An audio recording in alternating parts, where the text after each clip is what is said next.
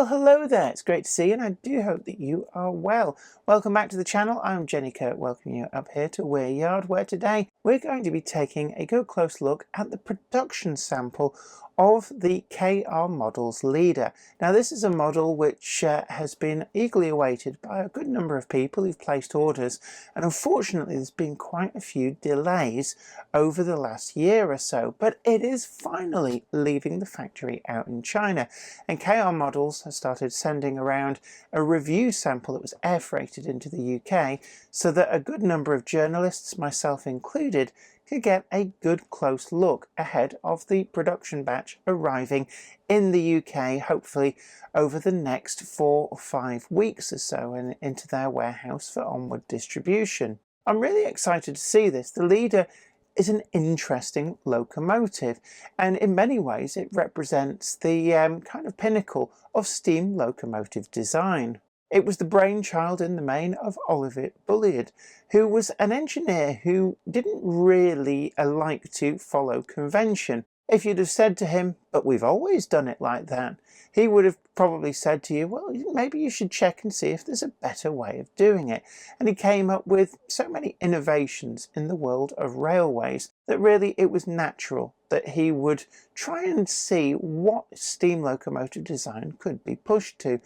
And the Leader was meant to be a mixed traffic locomotive that would give all of the flexibility of these newfangled diesels, but with a tried and proven technology of steam locomotive design using a fuel that we could readily dig out from under our feet. Now, in many ways, this experiment proved to be a little cul-de-sac on the history of locomotive design. With one Leader completed and it ran through tests, it didn't really give the performance that they were hoping for, and it was hated by the crews, particularly the poor firemen who had to hotbox in a completely enclosed area, shoveling coal into what must have felt like the pit of Hades. And it wasn't unknown for the poor firemen to suffer heat exhaustion on some of the test trips. So eventually Leader was shelved, the finished locomotive was scrapped, and that was along with some of the unfinished sister locomotives too. And it would have remained a little bit of a footnote if it wasn't for the fact that KR Models rather seems to like doing these unusual prototypes in model form. So if you're wanting a Leader, let's take a look and see what you get. Of course, don't forget to tickle that like button as we go through this video. It's a great way of showing your appreciation for the channel. And if you haven't already done so, then do please subscribe. It's a great way to keep up to date and be the first to know about all of the new videos as we put them up. You can also check out our full merch store down below. And in particular, don't forget to pick up your Monday Club pin badge, which opens the door on exclusive discounts for in-person shopping with a number of participating retailers, both at their bricks and mortar stores and at shows on their stalls. And that list is growing all the time, so do keep a look on that to see where you can get your discount next. So come with me and let's take a good close look at the KR Models Leader and see whether the wait has been worth it. Today's video comes in association with Trainomatic, makers of DCT decoders and accessories that are designed by enthusiasts for enthusiasts. Find the full range available to order now at tramfabriek.co.uk. Additional support comes from... This is Clark Railworks, and this is what we do. You'll know us from Ellis Clark Trains, and you'll get the same friendly expertise with us too. We've got a huge range of pre-owned model railways from all your favourite manufacturers, and maybe some you hadn't heard of before. It's the place to come for quality. We don't stock substandard models, and everything we sell is fully tested and photographed by model railway experts. No matter whether you model OO gauge, N, HO or more, we have sought after models from all around the world with new listings added every weekday. Check out what's available now at clarkrailworks.com and don't miss out on your latest logo.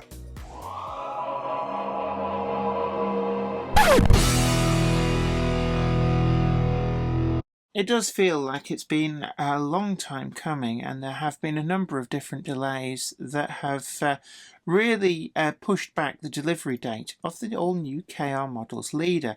Now, this is the model that was slated as following the FEL into production, and it does seem like it's taken an awfully long time to get here, but I'm reliably told that that production has finished, and they've all been loaded into a 20-foot container that's now en route to the UK. So fingers crossed, we're so nearly there to actually being able to see these appearing on people's layouts. But they've air freighted a production sample in for all the journalists to take a look. So I'm in the list. I'm not the first person to have this model for review. Some of the magazines have got there before me, but certainly in the list, I'm one of the journalists who are lucky enough to be able to get this in time to be able to show it off to you guys before the production models arrive in country. So it's got the familiar white with the black and red KR Models logo on the front and the line drawing of the model. It's actually quite detailed looking at it. This is the Leader DCC ready prototype. The prototype is the reference to the livery, although this version does actually have an ESU lock sound in it, so this is sound fitted even though it's come in a DCC ready box, if that makes sense.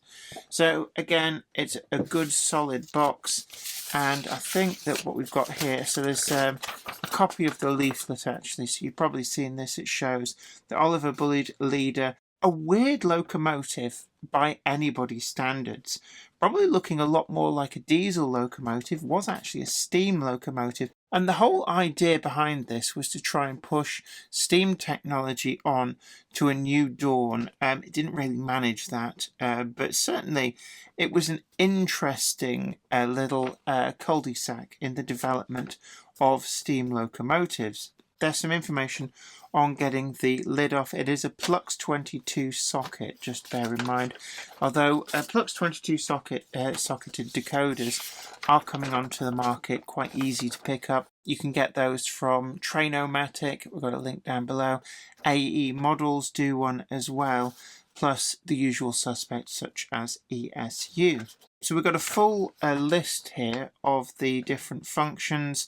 So we've got all the different sounds, lighting, and what's interesting as well is on F0, and you'll see later on in this review, is actually if you keep toggling F0, all the different lighting functions are just done on that, just cycle through them rather than having to go for some of the high number F numbers on your handset, which actually is quite a good feature. I think it's something that the ESU decoder is able to do, so quite pleased to see that when I was checking it out.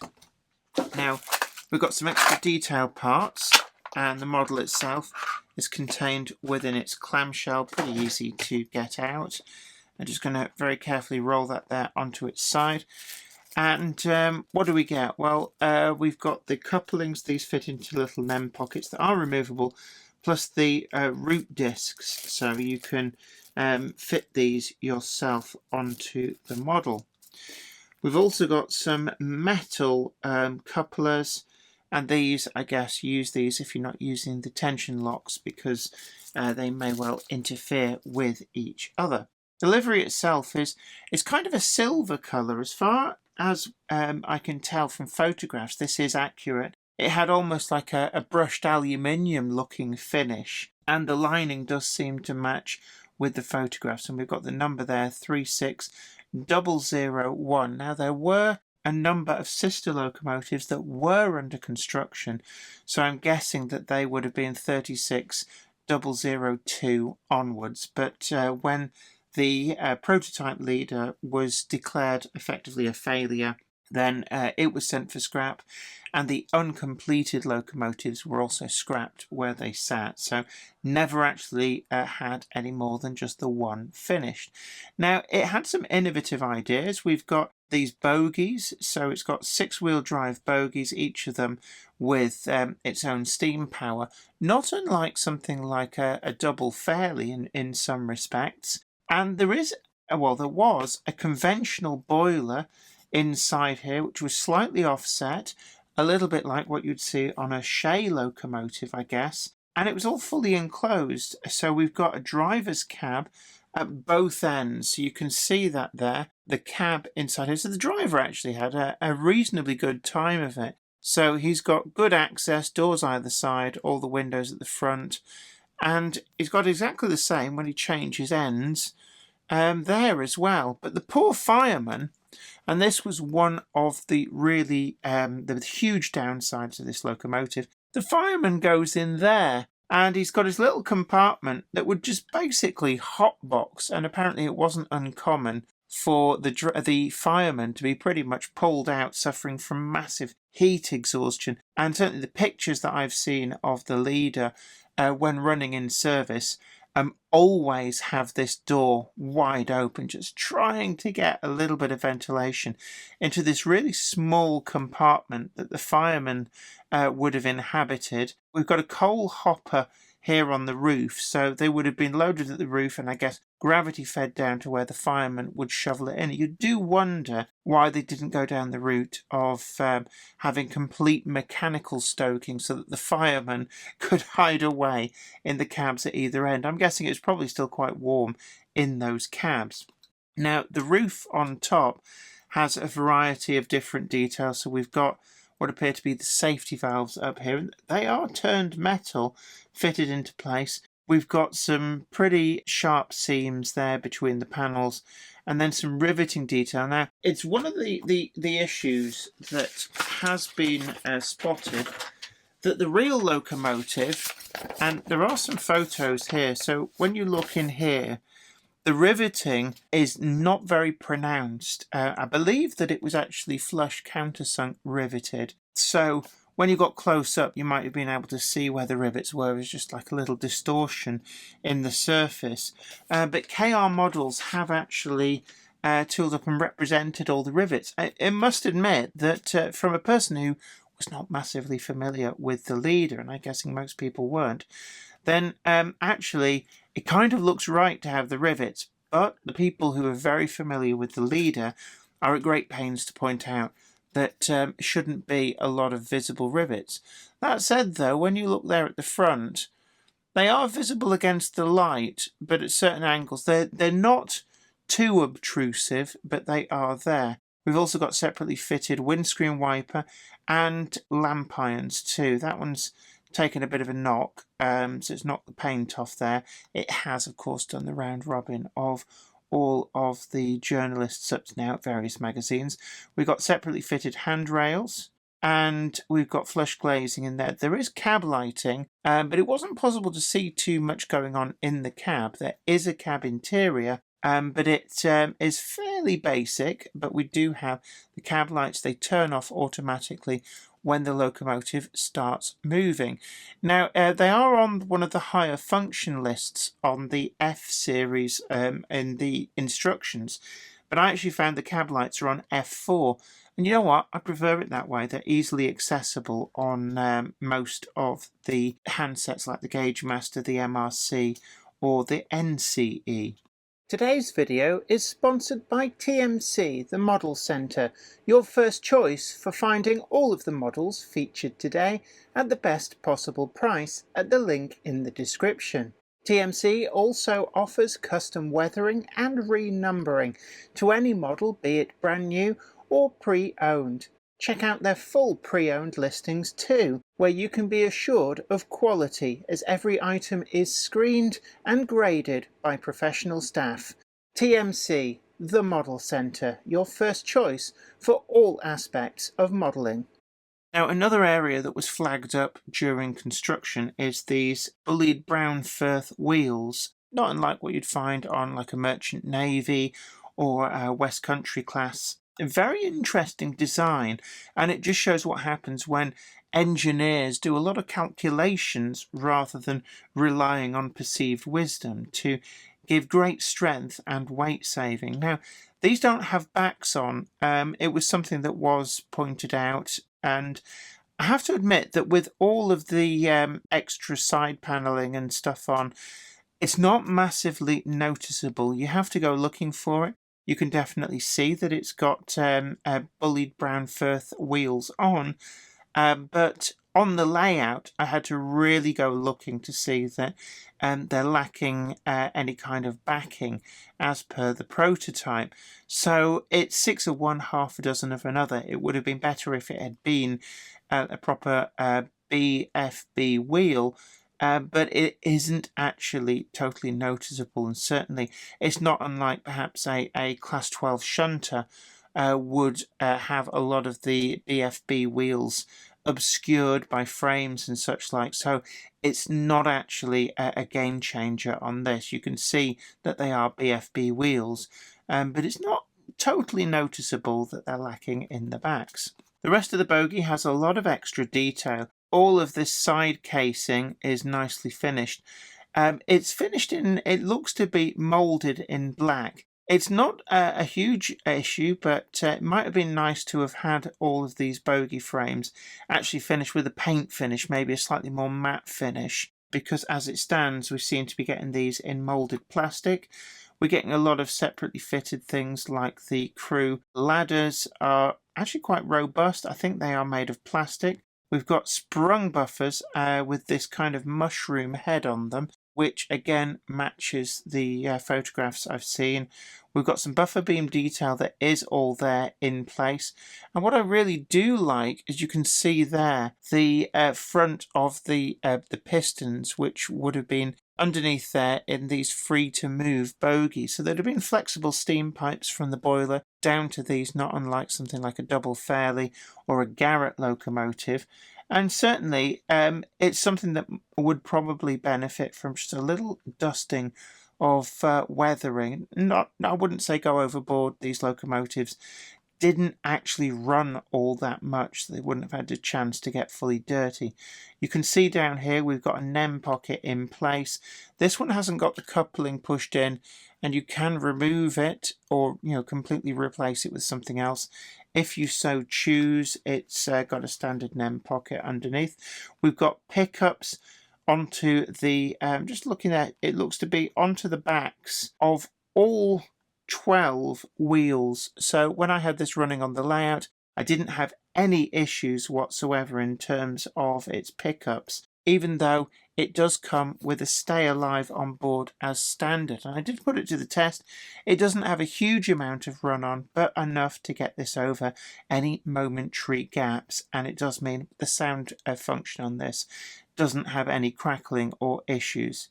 We've got brake blocks lining up with all of the wheels, and I do really like all of these vacuum cylinders here just on the backs of the bogies. This was a feature that I saw on the EP, and it does draw your eye. From the sides you can see them there. It's a very noticeable feature looking through the frames. We've then got what I can only assume is the ash pan. It's got almost this kind of hopper underneath. So I'm guessing the idea was the ash would fall down into here, and then at appropriate points it was then possible to dump the ash out of these hoppers. Looking to the other end, we've got the coupling actually already fitted on here. You can see it just pops into the NEM pocket, and it is good and quite solid.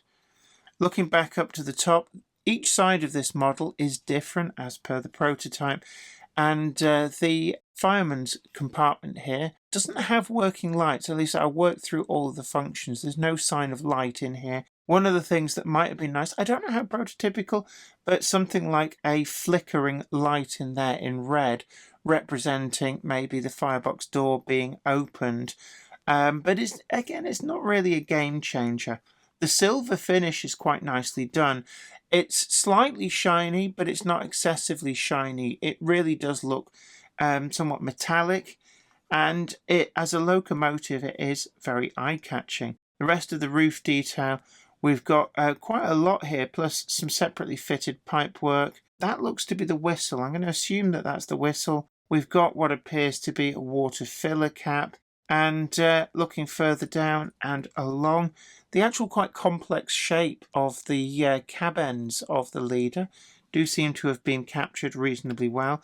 There is quite a gap underneath between the body and the bogie, and again it's very, very difficult to find photographs at the right angle to really see just what there would have been underneath there. And actually looking at some of these photographs, it does appear that there was quite a gap between locomotives and bogies. Again, looking down here, you can just see that there's something of a gap going on in place. And there's that fireman's door wide open, because I don't think that that door really did anything other than try and give the fireman heat stroke. The coal load in here, it looks a bit excessively loaded, although saying that, again, I've seen photographs that show that a huge towering pile of coal was not necessarily unprototypical, and the rendition of the coal is pretty well done. This particular version, it's quite heavy, and it's got like a sticky pad on the back. It can be removed, and you can add in just coal dusting on top of here if you like. It doesn't appear to be possible to represent an empty hopper, but certainly if you're bothered by having a really full load of coal, then it is possible to take that out and just change it with a dusting. Down the other side, we've got this really quite sleek side. It reminds me a lot of the Class 28 in some respects in terms of its styling. There's kind of slab sides, and there's just no openings whatsoever, just adding to the issues that the fireman would have had. The shape and presence of the leader is captured reasonably well, and I do like these bogie units with their representation of the cylinder fronts. And all of this interesting drive gear and such like that's all contained within these, what I assume are oil baths. We've got a representation of the springs with their covers, and certainly there is some quite nice detail in between the pair of these with the brake cylinders and such like as well. The leader is a model which I would not have ever expected to appear in model form, but KR Models has brought this unusual prototype to life, and it's sure to find a good home on a great many layouts. We do have a link down below which takes you to where you can find all different versions of the leaders, and certainly I have been told that anybody who's ordered a leader in advance from KR Models should be receiving notification of dispatch via email at the point that they will be leaving the warehouse. They're currently, I'm told, just being loaded onto the ship for transit. Now I'm going to take the body off. I want to show you the insides. So getting the body off is actually quite easy. There's no screws. You just need to very carefully grasp and just knock it free. The entire body itself, you can see there, it is moulded in a silver, but then it's overpainted with this much more satin verging on matte finish. We've also got inbuilt lighting, so you'll see when I've got this on the track that the F0 function kind of toggles its way through different head codes. So either the just 2 at the bottom, or at 4 in a diamond shape, or all 6. And in between those, it's perhaps not immediately obvious. You can toggle them with and without the red tail light. So as you circle through, it's both lights on, next press, just the white lights, next press, different head code with red lights at the other end, next press, turns off those red lights. And there's something like 6 different lighting functions taking place there. The inside of the locomotive does feature quite a bit of extra space. The speakers are factory fitted. You can also see we've got a factory fitted Stay Alive on the board. Plux 22 decoder. Now this, slightly unconventionally, is fitted underneath, but the wires have been made long enough that there are just 3 screws to undo, and then the entire circuit board will lift over and allow you to put your own decoder in should you so wish. We've got a central motor there with twin flywheels. These drive via bogie towers to all the wheels on this locomotive, so it's 12-wheel drive, 12-wheel pickup. You can also see in there that we've got the cab interior. There's a seat in each of them. There are no driver figures, but it's easy enough to add in a driver figure. And you can see the door there. In fact, there's a door at both sides on both cabs. that would have allowed access into, there would have been a corridor down the side of the boiler, though I can imagine that it was not the most pleasant of experiences, and the honest truth is that I'm guessing that the crew spent as little time as possible within the confines of this locomotive. Body just clips back into place, clunk clip every trip, and there you have it. That is the KR Models leader. Getting it on the track, it actually ran incredibly well. It's got a really smooth, silent mechanism, and as it was going around Weir Yard, I found that actually it just had no issues whatsoever. It took in all the track work, including scissor crossings, double slips, point work, changes in gradient. Really, it's a very, very sure-footed little beast. I had it running with quite a long train, quite a heavy train, using some of those Clark Railworks die-cast Lomax just to give a lot of extra weight in place, and it handled them with no sign of wheel slippage whatsoever. When the locomotive is on track, you can see that it's got BFB wheels, but it's not readily apparent that they don't have backs to them. So I wouldn't say that that is really the biggest of issues that perhaps people might have been worried about. The rivet detail on the body sides is actually fairly subtle, and this is another area that people flagged up as they saw the model progress through the EP stages. But actually, it's not too bad. Yes, you can see the rivets, but they're subtle and probably on a par with what you would have seen alongside the real locomotive, seeing the kind of distortions from the flush riveting. The lining is crisp and sharp, along with that 36001 numbering too. It really does feel like a diesel locomotive. It has the haulage power of what you would expect some of the Coco diesel locomotives to pull, even though this is very firmly a model within the steam age. KR Models will be offering this in a number of different what-if liveries, and if the real locomotives had been successful enough for the full production run to have been built and for them to head off into traffic, they are represented in some of the liveries that it might well have carried, including a rail blue version, which actually, I must admit, does look pretty nice, even though in reality, as a steam locomotive, it would have probably been withdrawn by 1968 in its BR black livery. I'd like to thank KR Models for loaning us this sample and giving us a good close look at the model and just how well it runs. The performance on track really is very, very good, and all in all, I think the model has been worth the wait, although there are a few areas that it could have been better. For me, the lack of backs on the BFB wheels is an issue that is there, but it's not too noticeable. The rivet detail does feel like maybe it is just a little bit overemphasized, and the coal load in the hopper lid is just a little bit on the big side, although the representation of that coal is quite well done, and it might have been better had they been able to have a slightly deeper hopper so that the coal load would sit a little bit lower down, but it's still perfectly possible to stick in some ground up real coal of your own.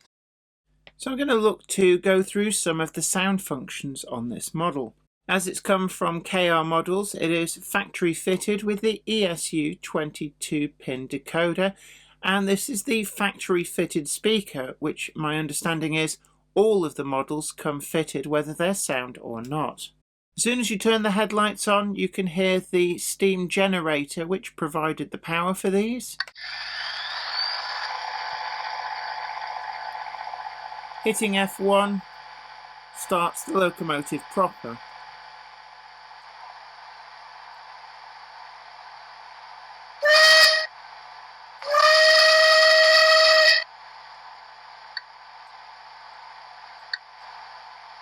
And now let's move the model off and see how it sounds. I've put it on the rolling road to try and keep it in one place so that we can record this.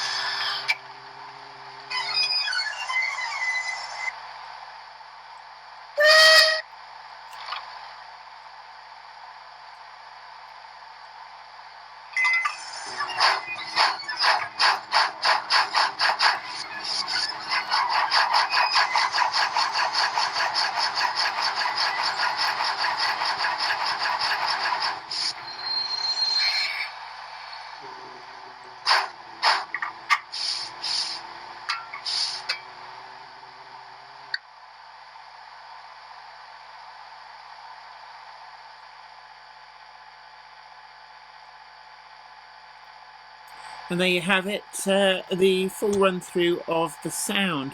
As you can hear, it does sound like we've got two separate power plants in there, so that's each of the bogies, and they go in and out of phase, which is exactly as how the prototype was described.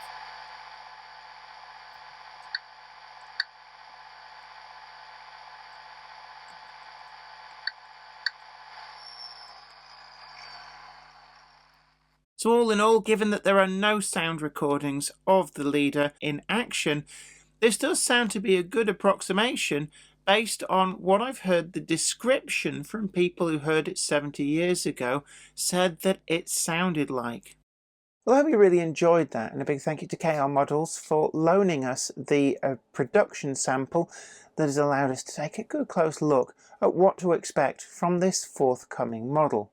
Now, we do have an affiliate link down below in the description that takes you to Rails of Sheffield, where you can pick up your own version of the model featured, or indeed any of the other liveries that are forthcoming. And these what-if liveries have proved certainly very popular in the past with things like the GT3, so it was probably a no-brainer that KR Models were going to offer these too for the leader to allow people to have a what-if situation going right through into the Rail Blue period had these locomotives been the success that would have saved steam from an ignominious end in 1968.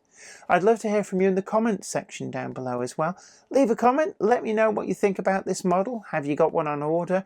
And are you looking forward to it? Is there anything as well that you've spotted in the review? I know quite a few of you often point out little bits and pieces. It's a great way of sharing your knowledge with your fellow modelers out there. So do check out the comments. It's probably got a lot more information that'll help you make a decision on whether this is the model for you. And don't forget to like, share and subscribe. Check out our full merch store, and you can also find us over on Patreon. But until next time, this is me, Jenny Kirk, saying you take great care of yourself. Happy modelling. Bye for now. Today's video comes in association with Trainomatic, makers of DCT decoders and accessories that are designed by enthusiasts for enthusiasts.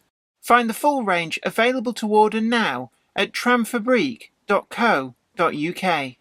Additional support is provided by... This is Clark Railworks, and this is what we do. You'll know us from Ellis Clark Trains, and you'll get the same friendly expertise with us too. We've got a huge range of pre-owned model railways from all your favourite manufacturers, and maybe some you hadn't heard of before. It's the place to come for quality. We don't stock substandard models, and everything we sell is fully tested and photographed by model railway experts. No matter whether you model 00 gauge, N, HO or more, we have sought after models from all around the world with new listings added every weekday. Check out what's available now at clarkrailworks.com and don't miss out on your latest logo. Today's video is sponsored by TMC, the Model Centre, your first choice for finding all of the models featured today at the best possible price at the link in the description. TMC also offers custom weathering and renumbering to any model, be it brand new or pre-owned. Check out their full pre-owned listings too, where you can be assured of quality as every item is screened and graded by professional staff. TMC, the Model Centre, your first choice for all aspects of modelling. I'd like to thank everybody over on Patreon, and an extra special huge thanks goes out to our Patreon heroes. Without you guys over on Patreon, we really wouldn't be able to keep making the video content that you see on this channel. And don't forget that you can also head on over to patreon.com/JenniferKirk and check out the different tiers of rewards. Thank you so much. You are absolute legends.